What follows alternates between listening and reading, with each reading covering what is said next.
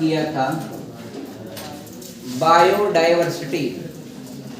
शब्द क्या था? बायोडाइवर्सिटी। इसको आप हिंदी में कहते हैं जैव विविधता। क्या है डियर? जैव विविधता। इस पर पूरी चर्चा हो चुकी है और पृथ्वी पर हम लोगों ने पढ़ा है कि बायोडाइवर्सिटी ऑन द सरफेस या on the surface of ground, यानी आपका on the surface of earth, यानी पृथ्वी की सतह पर बायोडाइवर्सिटी कहाँ ज्यादा पाई जाती है? तो विषुवत रेखा के पास, विषुवत रेखा के 10 अंश उत्तर और 10 अंश नीचे वाला क्षेत्र सबसे अधिक बायोडाइवर्सिटी का होता है। वो पॉइंट आपने कर लिया। और डियर, ये जैव विविधता प्रवणता ये पूछता है, कई बार पूछा है, बहुत सारे एग्जाम में पूछता है। आप जानिएगा कि ये विषुवत रेखा पर सबसे ज्यादा होता है और ज्यों-ज्यों ऊपर जाएंगे ये आपका कम होता जाएगा। और पृथ्वी के ध्रुवों पर, चाहे वो नॉर्थ पोल हो या साउथ पोल हो, वहां पर टोटल इतनी ठंड पड़ती है और सूर्य का प्रकाश यदि थोड़ा बहुत जाता भी है तो तिरछा जाता है। इसलिए डियर आपका वहां पर जो पानी होता है जम जाता है। तो डियर, पेड़ पौधों को अपना भोजन बनाने के लिए सूर्य का प्रकाश चाहिए। तो यही वह कारण है कि ध्रुवों पर अपना पेड़ पौधा जो होते हैं वह अपने भोजन का निर्माण करने में अक्षम होते हैं। तो डियर, चूंकि बर्फ होता है तो न तो उनको जो है और मेन चीज सूर्य का प्रकाश चाहिए। आप जानते हैं पेड़ पौधों में जो क्रिया होती है, एक क्वेश्चन आपका यूपी टेट में पूछा गया था युगलीना वाला। युगलीना पहली बात कि जंतु भी है और वनस्पति भी है। युगलीना मित्रों क्या है? जंतु भी है, वनस्पति भी है। दिन में युगलीना वनस्पति क्यों है? क्योंकि उसके बॉडी में आपका क्लोरोफिल पाया जाता है। युगलीना एक ऐसा जंतु है जिसके शरीर में क्लोरोफिल पाए जाने के कारण दिन में वह सूर्य के प्रकाश में अपना भोजन बनाने लगता है और रात में छोटे मोटे कीड़ों को पकड़ लेता है। तो डियर, दोनों के बीच का सिस्टम होता है कौन? युगलीना। इस बार क्वेश्चन पूछा गया था, जैसा कि आप लोग जानते हैं। अब आपका डियर है, हम जो पढ़ रहे हैं तो डियर क्या होता है, ध्रुवों पर आप जब जाएंगे ना तो वहां पर सूर्य का प्रकाश होगा ही नहीं, तो पेड़ पौधे प्रकाश संश्लेषण की क्रिया कर ही नहीं सकते। जब वो क्रिया करेंगे नहीं तो डेफिनेटली वहां अच्छी वनस्पतियां नहीं पाई जाती। आप जानते होंगे इस चीज को अच्छी तरह से। जैसे अंटार्कटिका पर देखिए वनस्पतियां होती ही नहीं है। एक तरह से देखा जाए तो पूरी तरह से बर्फ का वह क्या है? ग्लेशियर। बर्फ का ग्लेशियर होता है, पूरा जमा हुआ बर्फ है। ग्लेशियर क्या है? सिंपल आप बोल सकते हैं बर्फ के पहाड़ को ग्लेशियर कहते हैं। बर्फ जम जाए, उसका पहाड़ बन जाए, उसी को बोलते हैं क्या? ग्लेशियर। एक बात और बताइएगा हमको, अंटार्कटिका की बात आई तो एक क्वेश्चन बताइएगा। अंटार्कटिका पर एक सक्रिय ज्वालामुखी है, इरेबस। क्या है मित्रों? इरेबस। याद रखिएगा, अंटार्कटिका पर उपस्थित एक ही सक्रिय ज्वालामुखी है, उसका नाम है इरेबस। डियर, इन्वायरमेंटल जो पेपर है ना, ये आपका विज्ञान होता है और आपका जियोग्राफी होता है और कुछ नहीं होता है। और लड़के लोग जब इसको मैं लिखता हूँ तो धड़कनें बढ़ जाती हैं कुछ लोगों की। इन्वायरमेंटल मतलब आपका टेट, इन्वायरमेंटल मतलब आईएसपीसीएस। मित्रों सही बात है कि आईएसपीसीएस में बहुत क्वेश्चन आता है। आपका टेट में तो इसका एकदम भरमार लगा एक पेपर होता है। लेकिन मित्रों इन्वायरमेंटल का मतलब सीधा सीधा हो जाएगा जियोग्राफी प्लस आपका साइंस। अब बताइए तो क्या है? This is also part of you. ऐसा नहीं कि इन्वायरमेंटल लिखते ही आप समझ जाए बस टेट की पढ़ाई। ऐसा कुछ नहीं होता है, पूरे कंटेंट आपको आता है। और मित्रों आप बताइए, जो आपको ज्योग्राफी पढ़ाए थे उसका पूरा का पूरा पार्ट जितना अगर ज्योग्राफी से लिया था वो आपकी जो परीक्षा हुई थी इन्वायरमेंटल का, यूपी टेट का पेपर जो आया था, उसमें देखा आपने खूब धुआंधार सारे क्वेश्चन फंसे थे। जितना भी क्वेश्चन उससे बताया गया था सब के सब क्वेश्चन अगर आए थे तो सारा क्वेश्चन फंसा था डियर। इसलिए आप इसको पूरा पढ़िए। और अब जानते हैं इंडिया मैप शुरू करने वाले हैं। इंडिया का map wise step by step पढ़ाना शुरू कर देंगे। अभी जल्द शुरू करने वाले में साइंस को बहुत ज़्यादा बल देंगे। अभी कुछ दिनों तक साइंस को और इकोनॉमिक्स भी है। ये 3-4 कंटेंट हमें ही लेके चलना है। कोशिश करेंगे आपके लक्ष्यों तक एकदम सही तरीके से पहुंचाएंगे। एक बात समझिए जरा, आपका अब आ जाएंगे मित्रों, इस सकल सूरत को देख करके आप पहचान सकते हैं क्या? यह डियर आपका क्या है? पर्वत। क्या है मित्रों? पर्वत। अब आइए आपका पर्वत पर, अब हम पढ़ेंगे पर्वत पर जैव विविधता का क्या प्रभाव पड़ता है।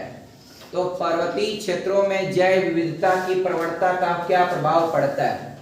मित्रों एक बात बताई जाती है आपको, ग्राउंड से अपवर्ड जब जाते हैं तो प्रति 165 मीटर की ऊंचाई पर जाने पर तापमान जो होता है 1 डिग्री सेंटीग्रेड आपका क्या होता है? कम होता है। क्या होता है? कम। अब इसी रेशियो से कम होता जाता है। एक बात हमें आप बताएं, पौधों का उचित विकास। एक डाटा मैं देता हूं, अगर आपका कॉमनली अगर 1 किलोमीटर की ऊंचाई अगर ग्राउंड से बढ़ गई, कितना मित्रों? 1 किलोमीटर, तो तापमान में जो कमी आएगी, तापमान में कमी वो आपका 6.5 डिग्री सेल्सियस। प्रेमचंद सही बताए हैं। इतना टेम्परेचर क्या होता है? डिक्रीज हो जाता है। क्या होता है? टेम्परेचर इतना डिक्रीज हो जाता है। एक बात बताइए आप लोग, who will tell me dear, अगर डियर ग्राउंड पर यदि इफ आपका राउंड फिगर में ही बताएगा, यदि ग्राउंड पर मान लीजिए आपका डियर 30 डिग्री सेंटीग्रेड तापमान है, सपोज कर लीजिए 30 है, 30 डिग्री सेल्सियस तापमान है। अब डियर यदि आपका if will go on mount Everest, और डियर आप चले गए कहां पर? माउंट एवरेस्ट पर चले गए। एवरेस्ट ई से होता है बच्चे लोग, एवरेस्ट।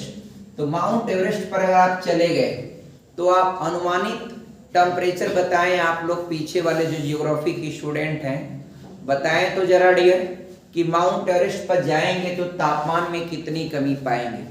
फार्मूला है आपके पास 6.5, और माउंट एवरेस्ट की ऊंचाई ना पता हो तो अलग की बात है, ऐसा हो नहीं सकता है। 8,848 यानी अप्रॉक्सीमेटली वो 9 किलोमीटर के आसपास होगा। तो 9 छक 54। अब बताइए टेम्परेचर कहाँ गया? माइनस में गया कि नहीं गया? देखिए सीधी सी बात, 1 किलोमीटर में तापमान में कमी 6.5 डिग्री सेंटीग्रेड की है। अब मान लीजिए ग्राउंड लेयर पर 30 डिग्री टेम्परेचर है और आप 9 किलोमीटर जाएंगे तो 9 बार इतना कम होगा। तो आप सोचिए 9 छक 54 कहाँ जाएगा टेम्परेचर। अब वो अलग बात है, ये भी नहीं हम कह सकते हैं कि ये फार्मूला एकदम एग्जैक्ट फॉलो करेगा। मान ली थोड़ा मोड़ा भौगोलिक परिवर्तन कर थोड़ा मोड़ा इग्नोर भी किया, तब भी वो ऊपर जाने पर टेम्परेचर कितना कम हो जाता है। तो कॉमन डियर आप लोग ये बात को जानिएगा कि धरातल से ज्यों-ज्यों ऊपर जाएंगे आपका तापमान में क्या होगा? कमी होगा। तो पेड़ पौधों का विकास आपने देखा होगा एक उचित टेम्परेचर पर होता है। खासतौर पर जुलाई के महीनों में आपने देखा होगा तापमान कितना अच्छा होता है। तो सारी वनस्पतियां नई पत्तियां लेती हैं क्योंकि सूर्य का प्रकाश अच्छा होता है। जाड़े के दिनों में सन के प्रकाश में उतनी तीव्रता नहीं होती, इसीलिए देखा होगा जाड़े के दिनों में क्या कोई पेड़ पौधों की पत्तियां उतनी अच्छी तरह से विकास करती है? नहीं। सारे पेड़ पौधों का विकास एक तरह से क्या हो जाता है? थम सा जाता है।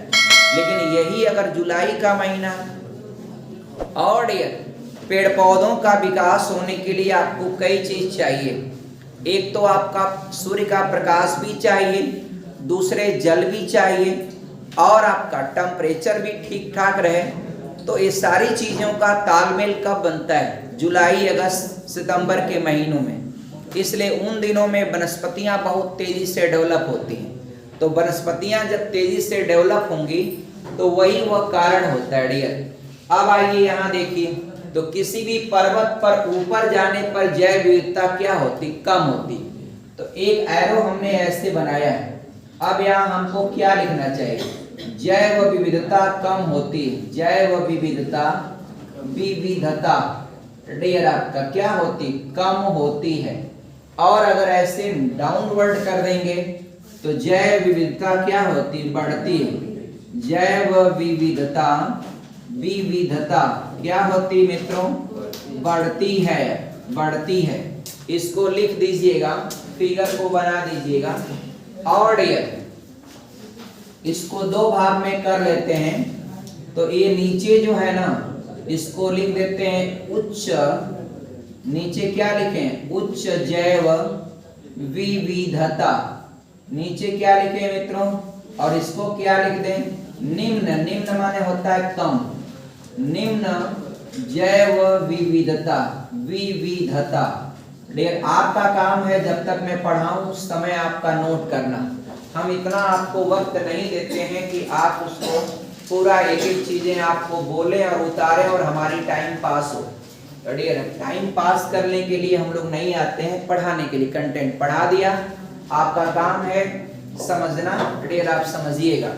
देखिए एक बात, पर्वत की कंडीशन में आप जान लीजिएगा, ऊपर जाने पर बायोडायवर्सिटी कम होती है, ग्राउंड लेयर पर बायोडायवर्सिटी ज्यादा होती है। और एक इसका कारण भी हमने बताया। एक बात बताइए, किसी भी पर्वत पर अगर बरसात होगा तो कहीं से भी पानी रिस करके कहाँ आएगा? निचले लेयर पर आएगा, तो पानी भी ठीक ठाक मिल जाता है। और दूसरी बात कि यहाँ पर जो है टेम्परेचर भी ग्राउंड के निचले लेयर पर होता है, तापमान भी ठीक ठाक मिल जाता है। ऊपर जाने पर टेम्परेचर में आपका कमी आ जाती है। उस कमी में यानी ठंड जलवायु में पेड़ पौधे अच्छी तरह से विकास नहीं कर पाते हैं। ये चीज होता है डियर पेड़ पौधों के लिए। आगे बढ़ेंगे डियर, एक क्वेश्चन है, आप याद कर लीजिएगा। केरल में जो शांत घाटी है, केरल में स्थित आपका कौन सी घाटी? शांत घाटी। ये आपका साइलेंट वैली, शांत घाटी। शांत घाटी मित्रों कहाँ है? केरल में है।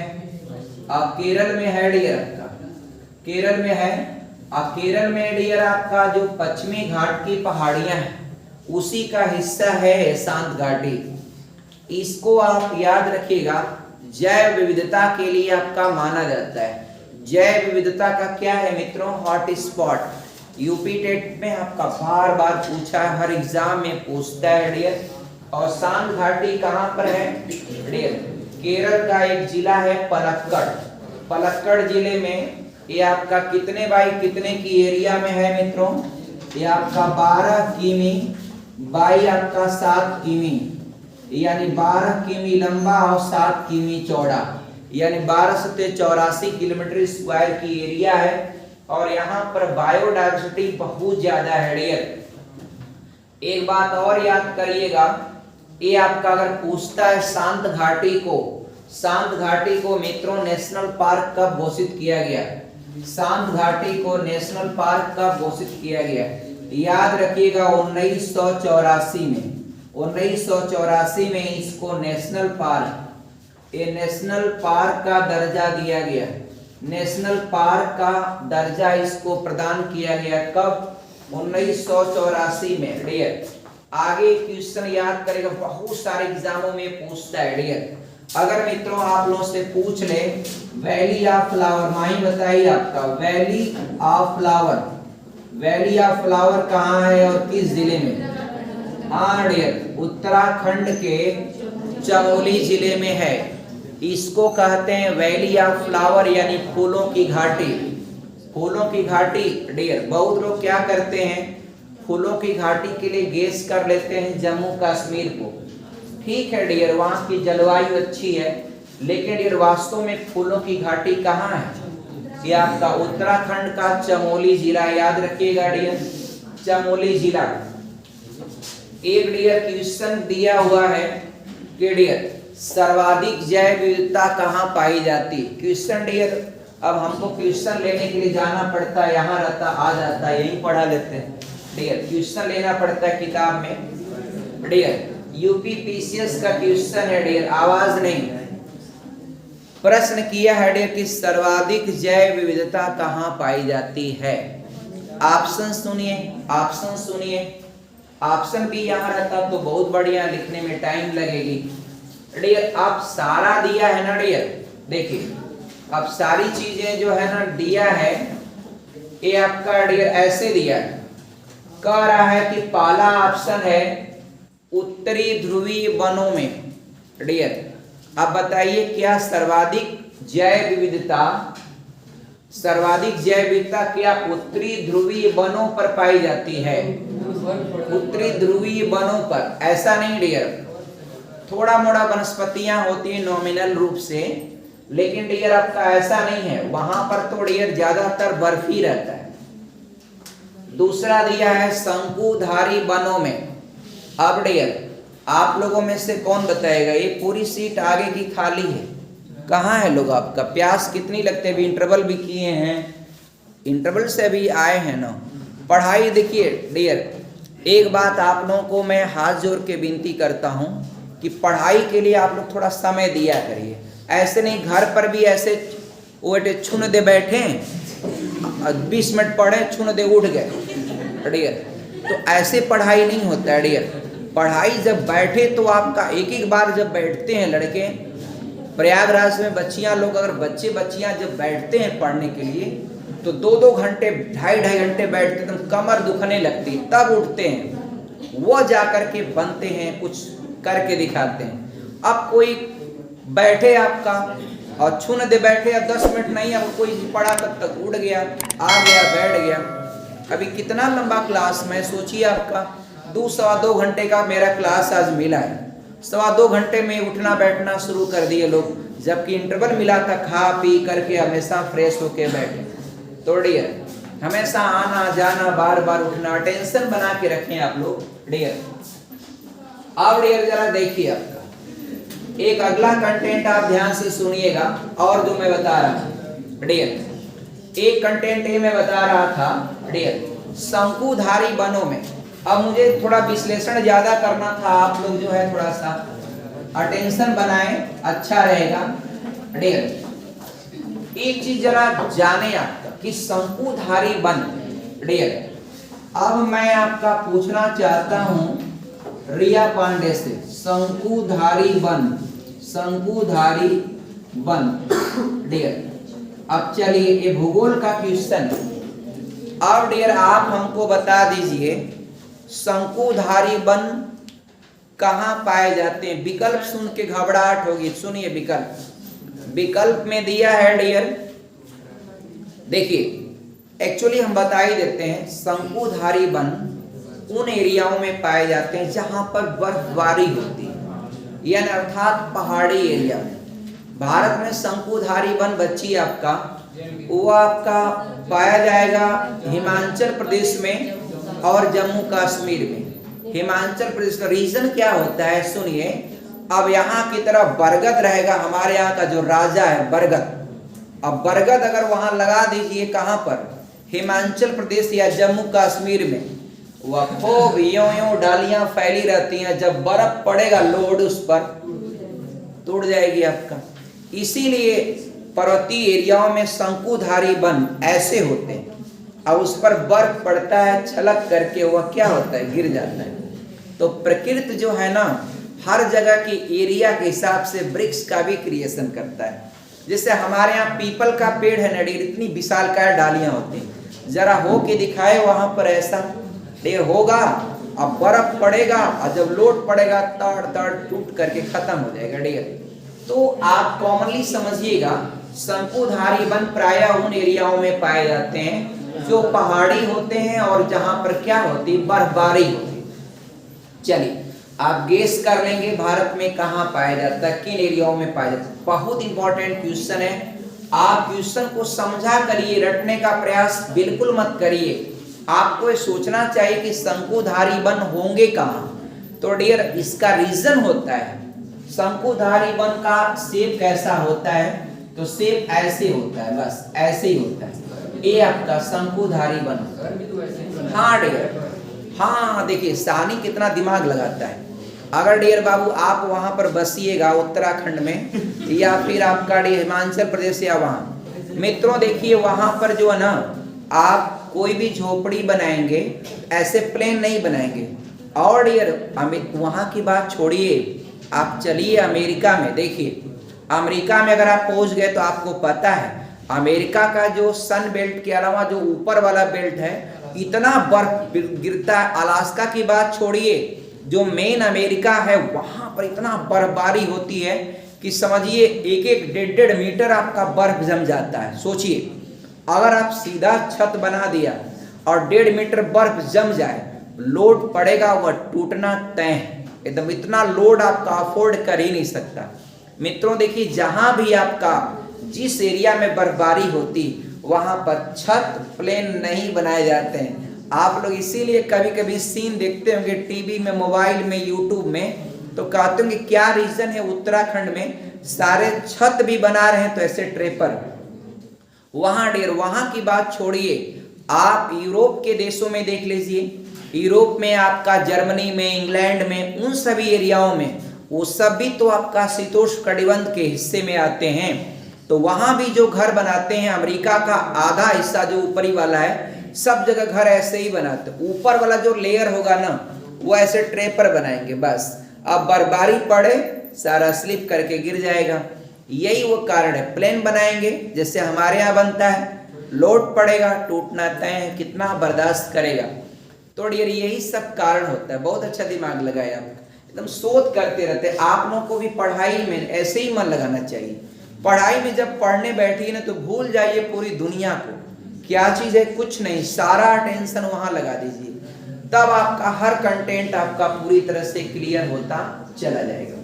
आगे बढ़े, अगला हेडियर दिया है हमने ऊपर प्रश्न दिया सर्वाधिक जैव विविधता कहां पाई जाती है, और यहां पर कहीं ऐसे नहीं लिखा है मित्रों, कहीं कोई ऑप्शन ऐसे नहीं लिखा है कि विषुवत रेखा के 10 अंश उत्तर 10 अंश दक्षिण, ऐसे लिखा ही नहीं।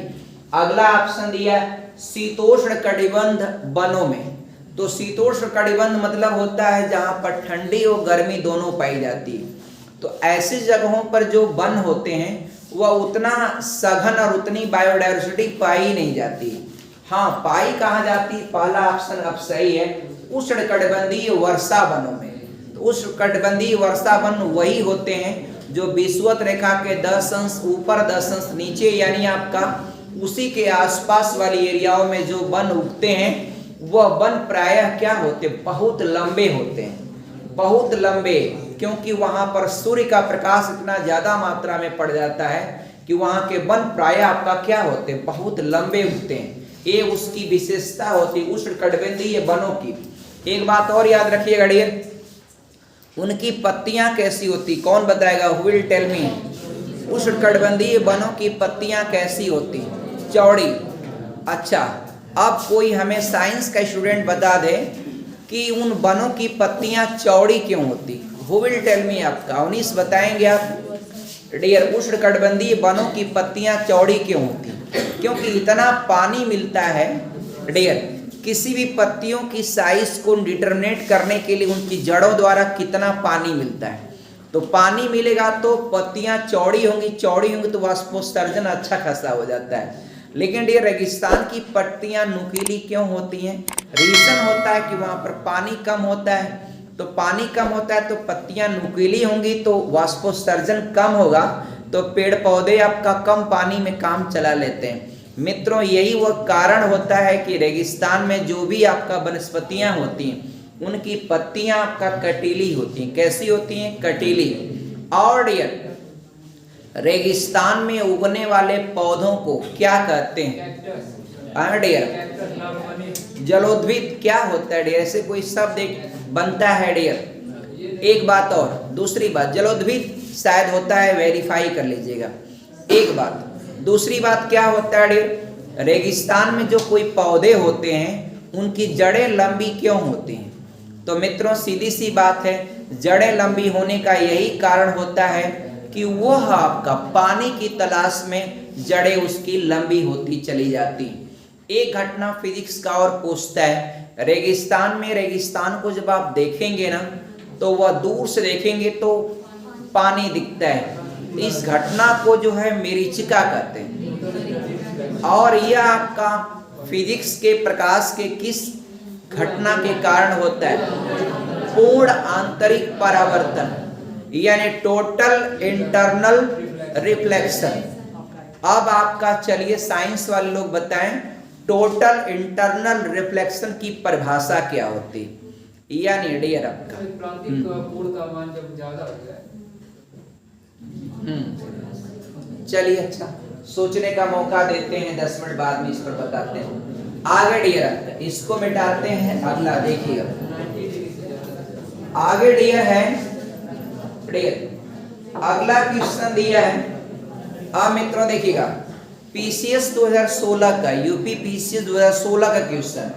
क्या क्वेश्चन है मुझे उम्मीद है आप सभी लोग बता देंगे। क्वेश्चन दिया है, अब यही क्वेश्चन स्क्रीन पर आ जाता तो हमारी सारी समस्या खत्म हो जाती, वही सब लिख देते। अब डियर आपका, डियर आपका हाँ सही है, लगवा देना चाहिए। अब आप लोगों का प्यार मिले तो आपका लग जाएगा डियर, है कि नहीं? आप प्यार का मतलब समझते हैं ना। अब डियर आप लोगों में काफी लोगों की फीसें बाकी हैं। ऐसे लोग जो भाई बहन आपका जिनकी फीसें बाकी हैं, प्लीज आपका जमा करवा दें डियर। जिन लोगों का कोई आपका, ये चीज बहुत जरूरी होता है। कल सैटरडे है, मैं उम्मीद करता हूँ जो भी आपका लोगों का बची है फीसें वे लोग जमा करा देंगे। बहुत अच्छी बात है, कोशिश करेंगे सब लोग जमा करा देंगे। काफी लोगों की जमा भी हो गई, काफी 50% से ऊपर की जमा है। अब देखिए अब अगला कंटेंट, चलिए उससे हटाइए, फीस उसकी बात छोड़िए। आपका फीस आप लोगों को होगा दीजिएगा, नहीं होगा मत दीजिएगा, बस उस। अरे आप लोग समझदार हैं मेरे प्यारे बच्चों, आपका सब लोग समझदार हैं, उसके बिना काम नहीं चलता है। लेकिन हाँ किसी की मजबूरी होती है तो मुझको बता दें, मैं आपका कोई दिक्कत नहीं, अफोर्ड कर लूंगा आगे पीछे भी, लेकिन आपका जितना संभव हो करना चाहिए। देखिए वही चीज है डियर, हम लोग ये काम कर लेते हैं डियर। अब जरा देखिए, समय आप ही का बचता, बहुत सारे क्वेश्चन एक साथ रिप्ले करते फटाफट फटाफट, क्या करें हम लोग भी फिर भी मेहनत कर रहे हैं। चलिए अब डियर आगे बढ़े। हाँ टाइम बहुत ज्यादा हो जाता है, क्वेश्चन बहुत ज्यादा क्वेश्चन हो जाता है, फिर भी मैं कर लेता हूँ। उसके टक्कर में संसाधन का थोड़ा बहुत अभाव के बावजूद भी हम आपका उतना मेहनत करके उतना देने की कोशिश करते हैं। हाँ जी जरा सुनिए, सर्वाधिक जैव विविधता पाई जाती। आप कहेंगे सर प्रश्न फिर वही रिपीट किया, विकल्प सारे चेंज है। क्या विकल्प? सुनिए, पहला विकल्प है टुंड्रा में, गलत जवाब। ये बताए टुंड्रा और टैगा, टुंड्रा और taiga is the part of, Anshika Singh बताएं। हाँ शीत कटिबंध का पार्ट होता है। शीत कटिबंध डियर आपका 66.5 टन से ऊपर वाला, चाहे नॉर्थ पोल हो या साउथ पोल हो, वह ध्रुवों के पास वाला क्षेत्र होता है। और यह शीत कटिबंध जिसको फ्रिजिड जोन कहते हैं, फ्रिजिड जोन, उसको दो हिस्सों में बांटते हैं, टुंड्रा और टैगा, टुंड्रा और टैगा, टुंड्रा और टैगा। इसमें सबसे ज्यादा ठंडा कौन होता है? टुंड्रा की टैगा, टुंड्रा होता है। तो डियर यहाँ पर टैगा दिया है, ये भी गलत है, यानी सर्वाधिक जैव विविधता टुंड्रा में तो होती ही नहीं। दूसरा ऑप्शन दिया शंकुधारी वनों में, ये तो अभी काटे हैं, बर्फ वाली एरिया है। शीतोष्ण वन दिया है, और एक ऑप्शन दिया उष्णकटिबंधीय वर्षा वन, तो वही ऑप्शन सही। और ये जरा सुनिएगा डियर, आवाज नहीं प्लीज। एक क्वेश्चन जानते हैं किस परीक्षा का है? जो क्वेश्चन अब लेने जा रहे हैं ये आपका डियर आईएएस में पूछा गया।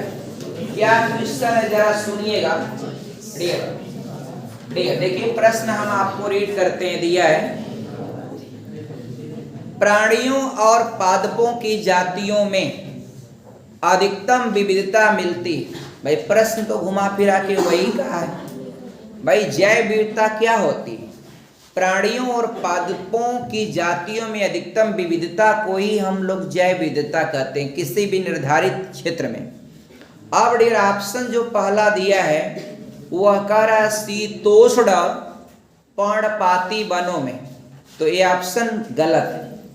और डियर मरुस्थल और सवाना मैदानों में। अब कोई हमको बताए सवाना घास का मैदान कहाँ पाया जाता है? अफ्रीका में। अफ्रीका में पाया जाता है। घास वाला चैप्टर मेरा याद है, भूले नहीं ना है, उल्टा सीधा मत बोल दीजिएगा। मरुस्थल और सवाना मैदानों में बताइए, क्या मरुस्थल में आपको सर्वाधिक पादपों और आपका जीव, ये आपका क्या नाम है, प्राणियों की प्रजातियां पाई जाएंगी? नो। अब डियर एक और बात कहा है अत्यधिक प्रदूषित नदियों में। तो चलिए अच्छा ये बताइए, भारत में कोई नदी बताइए जिसको जैविक मरुस्थल कहते हैं। एक क्वेश्चन, सही जवाब दिया आपने, दामोदर नदी। इतना पानी उसका कचरा है कि उसमें कोई जीव जाएगा ना, कोई जीव जाएगा तो उसको पर्याप्त मात्रा में ऑक्सीजन मिलेगा ही नहीं, उसमें ऑक्सीजन मिलेगा ही नहीं। उसमें आपका केमिकल इतना ज्यादा रहता है कि कोई प्लांट, यहाँ तक कि कोई प्लांट भी अगर आप डाल देंगे ना, जलकुंभी हुआ, सिंघाड़ा हुआ, ऐसे जो प्लांट होते हैं, जो जलीय प्लांट होते हैं, उनको भी डाल देंगे तो पानी में इतना कचरा होता है कि वो डेवलप नहीं करेंगे, वो सूख जाएंगे प्लांट। इसीलिए उस नदी को लगभग 300 किलोमीटर तक इतना कचरा है कि उसको कहते हैं जैविक मरुस्थल। यानी वहां पर कोई भी मछली भी जाएगी तो मित्रों आपका एक बात समझिएगा, एक जो पानी के अंदर एक मान होता है BOD और एक मान होता है DO। अब इसमें दोनों में संबंध आप भली भांति जानते होंगे, ये दोनों एक दूसरे के विद्युत क्रमानुपाती होते हैं। डियर देखिए, BOD is proportional to 1/DO। ये संबंध आप जानते होंगे, मुझे उम्मीद है। BOD होता है बायोलॉजिकल ऑक्सीजन डिमांड, और किसी भी जल में BOD मान का बढ़ना यह जल को प्रदूषित कहलाता है। अगर किसी जल का BOD मान बढ़ गया प्रेमचंद, तो वह जल पोल्यूटेड होता है। तो आप बता दीजिए गंगा जल किन दो शहरों के बीच BOD मान सबसे ज्यादा है गंगा के जल में? हाँ डियर, इन्होंने सही बताया, कानपुर टू इलाहाबाद। ये सही जवाब इन्होंने दिया है। चूंकि रीजन है कि कानपुर में चमड़े की फैक्ट्रियां ज्यादा थी, अब बहुत ज्यादा औद्योगिक शहर है। कानपुर में भारतीय दलहन अनुसंधान संस्थान है। क्या है? भारतीय दलहन अनुसंधान संस्थान क्या है? कानपुर में IIT कॉलेज भी है, IIT कानपुर, याद रखिएगा एक बात। दूसरी बात, Kanpur is located on the bank of Ganga नदी के किनारे पर बसा हुआ उत्तर प्रदेश का एक प्रमुख औद्योगिक शहर है। कैसा है? एक मेन इंडस्ट्रियल सिटी है। अब ये रीजन है वहां पर इतनी फैक्ट्रियां हैं। अब जब से मोदी जी आए काफी उन्होंने आपका रोका इस चीज को। हालांकि डियर कोई भी फैक्ट्री अगर आपका कचड़े को नदी में डालती तो आपका किस धारा के तहत आप उस पर आरोप लगा सकते हैं, वो आपका अधिनियम या कानून बताइए। जो ही यादव बताइए आप भाई। डियर पर्यावरण संरक्षण अधिनियम 1986। देखिए प्रेमचंद को सब याद है, ये आपका पर्यावरण संरक्षण अधिनियम है डियर। अगर आपको कोई भट्ठा वाला, भट्ठा है ना डियर, भट्ठा नहीं समझते हैं बाबू आप, ईंट जहां पकता है, ईंट पकता है उसको बोलते हैं भट्ठा, भट्ठा ही बोलते हैं। अगर आपके घर के पास कोई लगा दिया और आप उससे परेशान हैं, आप चाहेंगे तो उसका भट्ठा बंद हो जाएगा डियर। लेकिन अब जहां तक तालमेल बनने की बात है, बनाकर चलाना चाहिए डियर। तो रीजन होता है कि वो जो धुआं है ना डियर, वो धुआं को ये नियम होता है कि कोई भी भट्ठा किसी आबादी वाले गांव के पास इतने मीटर के रेंज में नहीं लगाया जा सकता डियर। आपका ये आपका नियम होता है, ये कंडीशन होती है। तो चूंकि आपका वह धुआं जाएगा आसमान में तो पूरे एयर को क्या कर देता है, पोल्यूटेड कर देता है। आइए यहाँ पर बात करें, बीओडी मान किसी भी जल का बढ़ना वह पोल्यूटेड कहलाता है। डीओ जो होता है इसको डिजॉल्व ऑक्सीजन कहते हैं। क्या कहते हैं, डिजॉल्व ऑक्सीजन। यानी अर्थात डीओ मान किसी जल का बढ़ जाए तो बहुत अच्छी बात है। इसका मतलब यह है कि उस जल में ऑक्सीजन की मात्रा क्या है, ज्यादा है। तो डीओ मान का बढ़ना ये अच्छी बात है, बीओडी मान का बढ़ना इस अच्छी बात नहीं है। इसीलिए आपका बीओडी मान बढ़ेगा तो डेफिनेटली डीओ मान उसका घटेगा। अगर डीओ मान बढ़ेगा तो बीओडी मान घटेगा। ये दोनों एक दूसरे के इनवर्सली प्रोपोर्शनल होते हैं, आप इसको याद रखिएगा डियर। तो आगे हम बात कर रहे हैं कि क्या प्रदूषित नदियां। अभी डियर इतना भी बात कर रहे थे हम, तो एक नदी आपका हम लोगों ने किया दामोदर को, दामोदर नदी ना डियर, इसको जैविक मरुस्थल कहते हैं, रांची के पास से निकलती है। और दामोदर नदी मिलती किसमें, किसकी सहायक नदी, दामोदर नदी किसकी सहायक नदी, आगे जाकर के हुगली में मिली है डियर। हमने दामोदर नदी को बताया है डियर कि कचड़वा अपना ले जा करके दामोदर उसमें हुगली में गांस देती है, हुगली बहा कर ले जाकर कलकत्ता के बंदरगाह पर थोप देती है, वहां जमा देती है। अब वो बंदरगाह जो भी पानी का जहाज जाता था वो कचरा में भस जाता था। तो इंदिरा गांधी ने वो काम किया, क्या, फरक्का के पास फरक्का बैराज बनाने का काम श्रीमती इंदिरा गांधी ने किया था डियर, फरक्का बैराज। और बैराज मित्रों इसलिए बनाया जाता है पानी की जलधारा को मोड़ने के लिए। और वहीं फरक्का के पास से गंगा नदी चली जाती है बांग्लादेश में, और वहीं से एक शाखा इसकी मुड़ करके हुगली के नाम से वो आती है कोलकाता के पास। एक शाखा वहीं से जाती कहाँ पर, बांग्लादेश में। अब बांग्लादेश में जो शाखा जाती उसको आपका वहां से नामनेशन कर देते हैं पद्मा, और वह पद्मा आगे जाती कुछ दूरी पर, तब तक उधर से आती ब्रह्मपुत्र। ब्रह्मपुत्र नदी जो मिलती है, हालांकि ब्रह्मपुत्र नदी जब बांग्लादेश में प्रवेश करती है तो उसका नाम हो जाता है जमुना, इधर से पद्मा। और दोनों की धारा जब मिलती है तो उसको मेघना कहते हैं। तो एक जलधारा मेघना जाकर समुद्र में गिरती, एक हुगली। अब ये बैराज बना करके पानी को मोड़ लेते हैं, इतना तेज पानी बहाते हैं कि हुगली का पानी तेज बहाने के कारण कोलकाता के पास जो जमने वाला कचरा था वह धीरे धीरे क्या हो गया, वो समस्या दूर हो गई। तो बैराज बनाने का एडवांटेज था डियर, और आसानी से आपका डियर। तो आगे हम बढ़ेंगे इस क्वेश्चन में। और डियर एक बात और हमको बताइएगा, केरल, अब केरल की प्रमुख नदी कौन सी, पेरियार नदी। इसलिए पेरियार नाम से जो कोई क्वेश्चन आए आप केरल ही ट्रिक करें। केरल, केरल की प्रमुख नदी भी है पेरियार। पेरियार कॉफी पोल्यूटेड भी हो चुकी है आपका डियर, कॉफी पोल्यूटेड हो गई है। आगे बढ़े डियर पेरियार के संदर्भ में, तो बताएं एक पार्ट इसका ये दिया हुआ है डियर, वो दिया है डियर उष्णकटिबंध आर्द्र वनों में। तो यही ऑप्शन सही है, क्या, उष्णकटिबंध आर्द्र वनों में। आर्द्र माने होता है नम। धन्यवाद डियर, थैंक्स, जय हिंद।